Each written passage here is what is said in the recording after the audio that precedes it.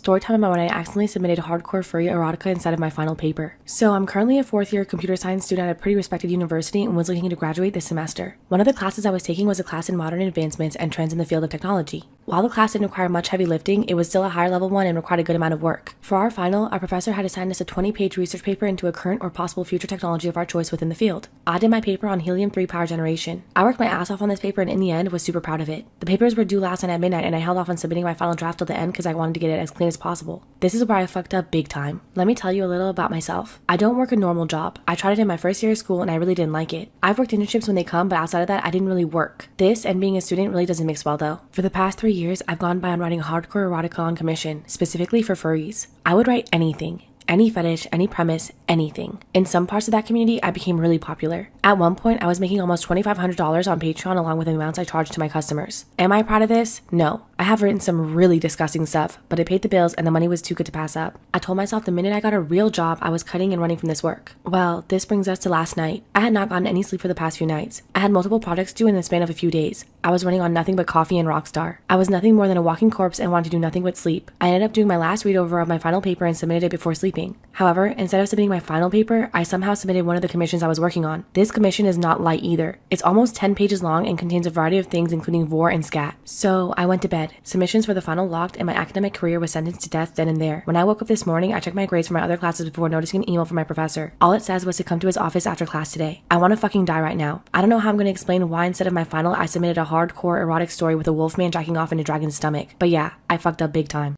I'm 34 and my brother 29 got married a few years ago to literally the sweetest woman 28 in the world. A year or so ago, she was in a car accident and suffered a traumatic brain injury. She's never been quite the same. Her voice is always shaky and she stutters a lot. She can be a bit slow to process things. She needed to relearn basic tasks, just issues like that. Well, they were over at Thanksgiving and it must have been a particularly hard day for her, maybe because she was overwhelmed or something and it was difficult talking to her. Like I asked her if she wanted something to drink and she stared at me for a moment and it wasn't until my brother came and crouched down and asked her what she wanted to drink that she answered. She wanted apple juice. We didn't have any apple juice so my brother walked all the way down to the gas station to get her a bottle instead of just saying no, have water. My brother dished out her plate and when dinner was over, she volunteered to do the dishes and my brother helped too. The rest of the family went to chat in the living room and when I came to refill my glass of wine, I watched while they laughed and danced and acted like they used to. He seemed so happy doing that and less happy when he had to help her. It's just hard having to wait on her. Like we were playing some board games and she wanted to play too and so my brother had to sit there and help explain things to her. Her turns took like 10 times as long as anyone else's. When they were leaving, I was talking to my brother and I asked if he thought about getting a divorce at all and he instantly answered no and was insulted that I had asked. He's a young, good-looking guy with a good job. My sister-in-law can't do anything and she's essentially a child that he has to look after. He adjusts his work schedule to take her to her speech, occupational, physical, and regular therapy. Then he's essentially a nurse with all the work he does with her prescriptions. Aside from that, she's not working and can't do much around the house. She cleans, watches the news, and helps make desserts for funerals at her church. He even got her a dog to help keep her active. He claims she's getting better and she seems to, but she'll never be the person she was before. Am I the asshole for asking my brother to consider divorcing his wife?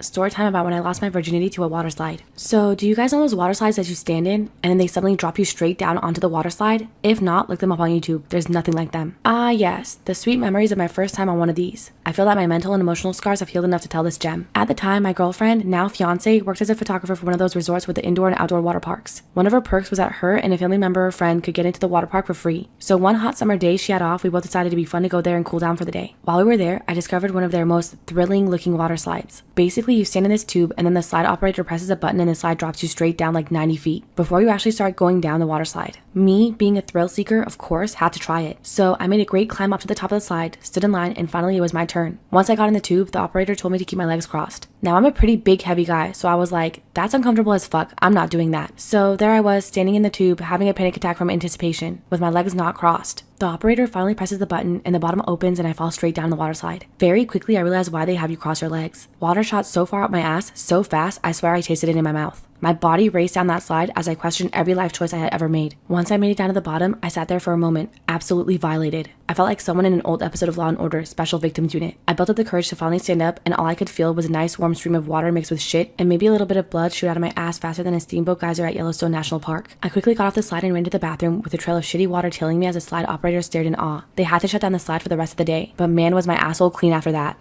Part 2 of when I stuffed my face with edibles before dinner with my wife's parents. At this point, my wife's mom looks over at me with some concern. "Are you alright?" she asks kindly. "Yeah, the food's just a bit spicy," I reply, far too quick to realize that we had literally just ordered and there was nothing on the table except for a basket of dinner rolls. My wife kicks me under the table to grab my attention. "Bathroom, now," she hisses. "Get it together." I reluctantly get up from the table and head for the toilet. After splashing several handfuls of water on my face, I approach a urinal and start to pee. Now, one of the more disconcerting effects of those tiny ginger snap monsters is feeling that time has become untethered from reality. As I'm peeing, I start to get the very unsettling feeling that I have been taking a piss for the better part of an hour and that my wife must be pacing around the restaurant worried about me. But deep down, I know that this is absurd. I've been peeing all my life, sometimes multiple times a day. I've probably taken more than 50,000 leaks and it usually only takes about a minute at most. So given that my typical pee is no more than 60 seconds, and given that it feels like I'm about halfway done, that means I've probably only been standing here about 30 seconds, right? But the guy at the urinal next to me doesn't respond and instead starts shuffling away from me midstream, like a startled penguin. I try, albeit unsuccessfully, to break the eye contact. After finally finishing, I again splash some water on my face before returning to my seat, making sure to apologize to the table for being gone such a long time, just in case my math was off. Next, I try to briefly engage in small talk with my wife's father, but I am far too high to understand what either of us is saying. Not wanting to start laughing uncontrollably at the wrong moment, or really at any moment, I figure the safest idea is to nod my head periodically and drink a ton of water. Nothing cures mental fatigue like water, right? To my wife's horror, I stand up, grab my water glass, and thrust it out to the waiter, who unfortunately is on the opposite side of the restaurant. But he turns out to be really cool and, after making his way over to our table, tells me he'll do his best to keep me stocked with ice water for the rest of the meal. He also helpfully suggests that if the dinner rolls aren't too spicy for me, I should probably eat one or two so that I'm not sitting there on an empty stomach. Smart man. However, after going through all the bread on the table and 3 glasses of water, I start to get worried that I need actual food to offset the growing paranoia from these tiny ginger snap devils. "Do you think I should flag down the waiter again and ask what's taking so long?" I suggest helpfully to my wife. "What? We literally just ordered 3 fucking minutes ago." And at that exchange, my wife loses her cool. "How many cookies did you eat?" she demands. "Whoa, easy there, Torquemada," I respond, somewhat horrified at her outburst. "I had a few cookies, but keep it down. I don't want your parents to know how fucked up I am right now." "Really? They're sitting 2 feet away from you. They know." I look up, and for the first time I notice both of my in-laws just staring at me for what felt like an eternity. At that point, my wife's singular focus was on getting me out of the restaurant. So after a few spastic, 2-handed waves goodbye to my in-laws, she rushed me to the door like a Secret Service agent evacuating the president. My night after that was a whirlwind of barfing and groveling, mixed with a few vain attempts at getting handsy back in the hotel room. But being the absolute awesome sweetie that she is, my wife stuck with me through the whole nightmare, whispering over and over again in my ear, "Please don't die. We have a mortgage." Crime Fanatic Friday, Part 2, The Girl Who Survived a Serial Killer. Jennifer Aspenson had just managed to break free from her restraints and pop the trunk of her abductor's car. He gets out and slams it shut again. He gets in his car to drive off when his tire gets stuck in the soft sand on the shoulder of the desert. Jennifer manages to pop open the trunk once again and listens to the voice screaming in her head telling her to run for her life. The man grabs a machete and starts chasing after her. As she's sprinting along the deserted highway, by some miracle, a truck is driving towards her. The truck stops and it turns out to be 2 Marines. They quickly put her in the backseat and try to go after the captor, but she urges them not to as he has a gun. The Marines clothe her as she tells them what happened. She had been tortured for nearly 2 hours in that desert. The Marines take her to a patrol station in the nearest town 20 minutes away. However, her nightmare was far from over because no one believed Jennifer's story, including her mother or police. She was forced into thinking that she had some crazy episode and moved on with her life believing that she'd never see him again. Approximately 4 years later in 1996, Chicago was plagued by 3 consecutive murders that all shared the same MO. Hands tied, naked, discarded in water, and shot by the same weapon. However, police had no leads. It wasn't until a sex worker gave a tip about a John who had requested to restrain her. She remembered hearing about the other victims and reported it to police. This John turned out to be a man named Andrew Urialis, 32 and an ex-Marine. He had recently been arrested for possession of a firearm that turned out to be the exact one used in the Chicago murders. Urialis confessed to everything, including his murders in California, also outlining the details of Jennifer's kidnapping. They interviewed her and she pointed his picture out as the man who assaulted her 5 years prior. Urialis had murdered 8 women and Aspenson was the only one who survived. She attended every trial and testified against Urialis. He was found guilty of his crimes and put on death row. In 2018, he was sentenced to death in California. Less than a month later, he carried out his own sentence and killed himself in his cell. Jennifer went on to become a proud mother, public figure, author, and wife. She released her book, The Girl in the Treehouse, about her ordeal in 2018. She also starred in an episode of I Survived a Serial Killer, which is available on Hulu.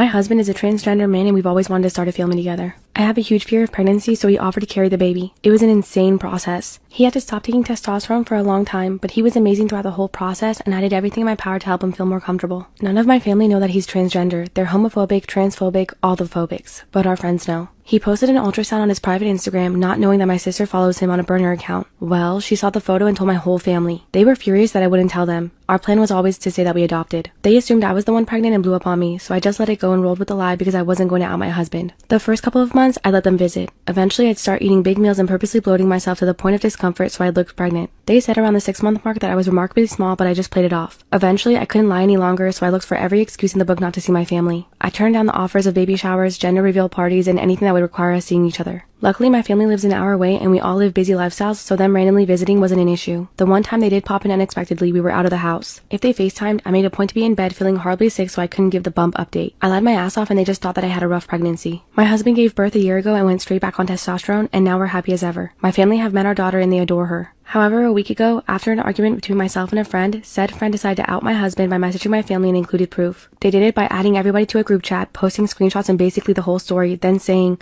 "I'll leave you all to discuss." Then they left the chat and blocked me and my husband. In a transphobic rage, my mother raced to my home and all but beat my front door down. I had to call the Salam everyone, this is STORYTIME. Like and subscribe to the channel, and tomorrow you will find a new iPhone 13 Pro Max under your pillow. I've been disowned, but that hasn't stopped the daily calls and texts coming from my parents, aunts, uncles, siblings, and etc. They've been leaving nasty transphobic slurs on my voicemail and other hateful crap. I ended up crying to my friend yesterday who told me that I should have been honest with my family, as it would have saved me a lot of heartache. That, or we said we miscarried, then adopted later. I'm not happy things played out the way they did. I just feel so sad now. Was I wrong to lie to my family in order to protect my husband? I'm a stay-at-home mom and my husband works full-time. We have 3 kids and one of them is 2 years old. My husband helps a lot with the kids. He's a committed dad but is absolutely against babysitters due to an awful incident with a babysitter that was the reason his younger male cousin James got disabled years ago. I don't go out much since I have to take the kids with me and not every place is suitable for kids. We received an invitation from my brothers, who's been my husband's best friend since college, wedding, which we later discovered was child-free. My brother lives states away, so the entire trip will take 4 days, as well as my brother's in-laws' weekend dinner party. I told my husband that I want to go since it's been a while since I went to a wedding, and this one is special, and suggested that we get a trusted friend as a babysitter. He asked if I was serious to consider leaving our 2-year-old with a babysitter, and suggested that I do what I normally do and stay home with the kids while he goes to the wedding. I refused and said I have as much right to attend as him since we were both invited. He said it wasn't his fault that my brother wants a child-free wedding, and I should do this for the kids and sacrifice for their sake. I still refused and said it was unfair, and since he's a parent too, then he should stay also for the kids. He looked at me and said, "That's my best friend's wedding you're asking me to skip for Christ's sake. Are you kidding me?" Then said I was being petty for suggesting this and I was basically choosing to go to a party over keeping our kids safe. He asked me to consider this a business trip, what I would do. Go with him and leave the kids? I said I understand his paranoia of babysitters, but really, all my friends have sitters and at times they're really needed. He said I ought to know better than what my friends tell me, and this wasn't even up for discussion. When I kept arguing, he called me selfish and said he won't let me ruin this relationship with his friend because I was being spiteful for not being able to attend and that my brother will understand my situation. He keeps asking who's more important, a wedding party or my kids, and said I was being unreasonable for making my attendance a hill to die on. Am I the asshole for refusing to stay